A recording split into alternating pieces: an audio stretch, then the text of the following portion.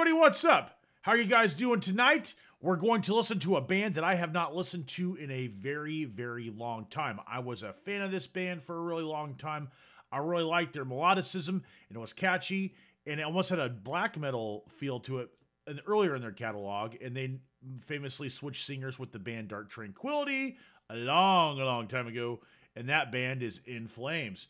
Now, In Flames released an album last year called Forgone in 2023, and they just released a new visualizer video 5 days ago for the song Become One. Now, I do not know what the difference between a visualizer and a lyric video is, but at any rate, we're going to find out because we're going to listen to Become One. So here we go. In Flames, Become One, visualizer. Let's check it out. I have not listened to these guys in a really long time, so I'm excited to hear what they sound like.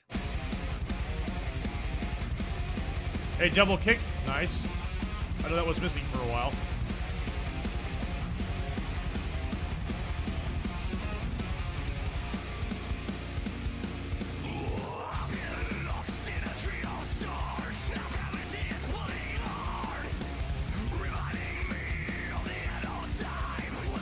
I like it.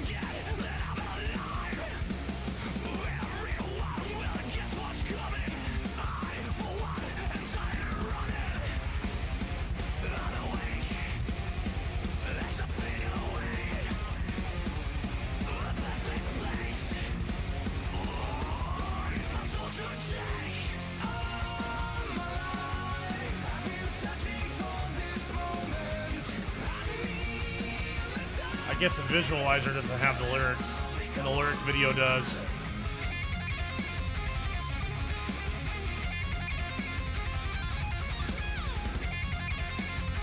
Chris Broderick, right on.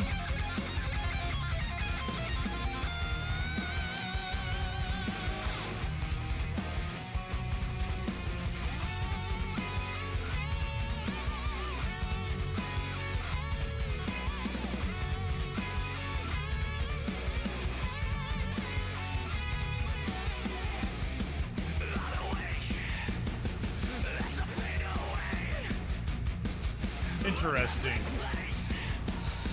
I have an idea.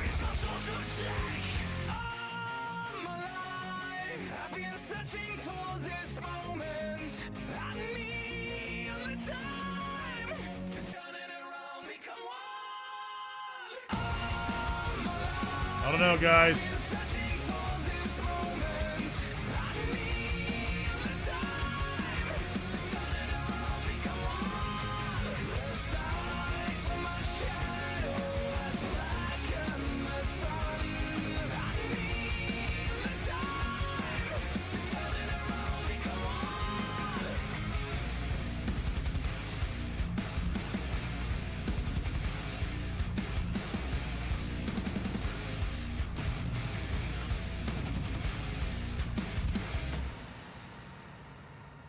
Okay.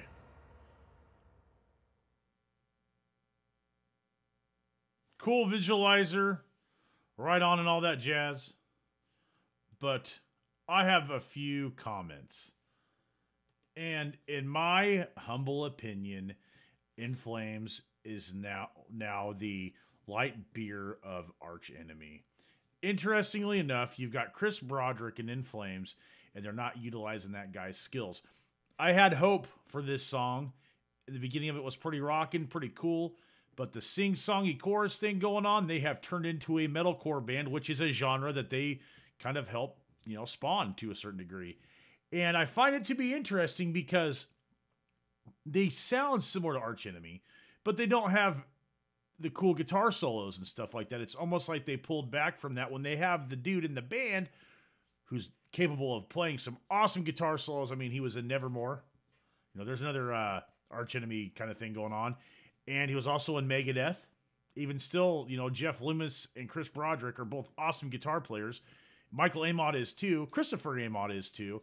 But it's just kind of strange how it's like it all kind of worked out where In Flames has the capability of having some more cool stuff go on guitar-wise, but they kind of pulled back from it. You had some open string pull-off stuff. And cool, but, you know, it left something to be desired. In my honest opinion, I was expecting more, but, you know, I haven't listened to these guys in a long time for a reason. And that was after Reroute to Remain came out, which was quite a bit of, fairly long ago at this point. They changed, and definitely not for the better. So, in my opinion, my favorite In Flames album was this one right here. And that is Horrible. And the track off that one that's a hit, you know, resonated with me anyway, was episode 666. Yes, Pinball Map has really cool, you know, the Iron Maiden gallop in there. And I mean, The Jester Race is a good album. Colony, Clayman, those are all good albums. I remember listening to their first album, Lunar Strain, quite a bit. Back when they used to do like acoustic stuff, a lot of it. There was a lot of songs on the album that had acoustic stuff on it. And their albums usually do. And, you know, when Jesper moved on from In Flames, I kind of think they lost something. And a lot of these guys, you know, were used to, I think Bjorn used to be the drummer. So it's interesting to see how this band's kind of evolved. And I know that Chris Lord Alge did a record with them. I think it was the last record, and he produced it and mixed and mastered it. And that guy's a legendary producer, made a lot of pop records and stuff like that, a lot of mainstream music. So they're kind of like, you know, less extreme, less heavy, definitely than they used to be. They're still super melodic, but I don't know if the clean singing chorus thing is working for these guys. That's just my opinion. But hey, whatever. So moving on. Let's listen to episode 666 and listen and revel in the glory that used to be an awesome band that was In Flames. This came out in 1997, so that was, what, almost 30 frickin' years ago? Can't beat a classic, so let's check it out. Let's see if it still holds up today. I'm sure it will do fine against what we just listened to, but you never know. It's been a while, like I said, since I listened to In Flames. It's probably been, honestly, with me, like, knowing I'm listening to them, it's been at least, you know, probably 5 to 6 years. Maybe even longer. Maybe in 10 years. But let's check this out. Here we go. Episode 666.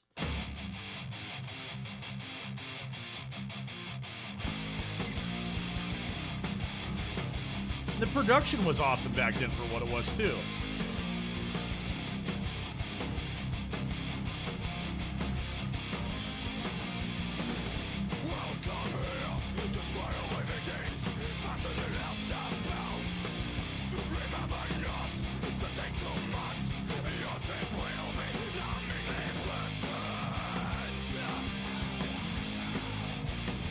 From the era of awesome extreme metal albums. 1997 was a good year.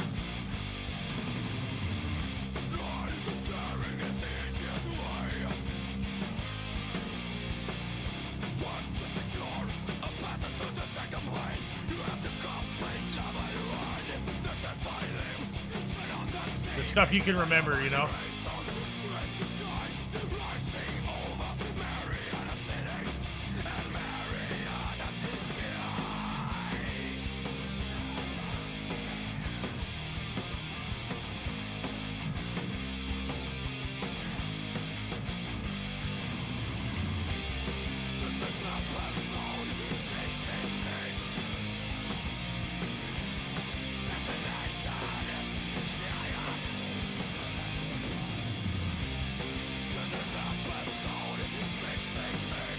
Yeah, Bjorn, the guitar player, played drums on this album. That's right.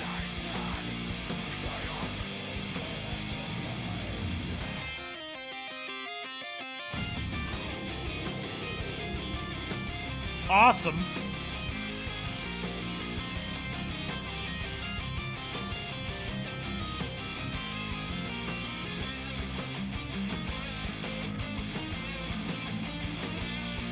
Metallica and Iron Maiden right there.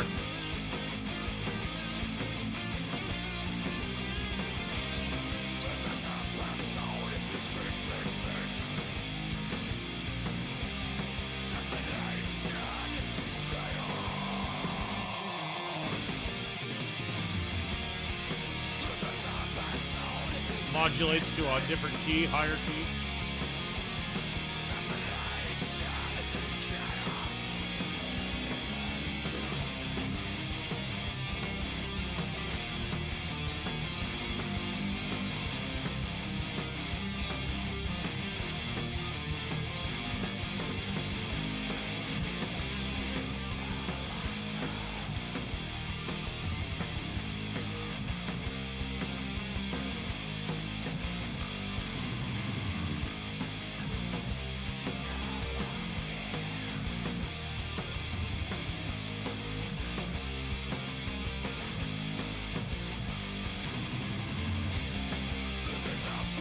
Catchy, repeatable chorus, sing-along chorus. I'm hoping they're still playing this one live. Probably last.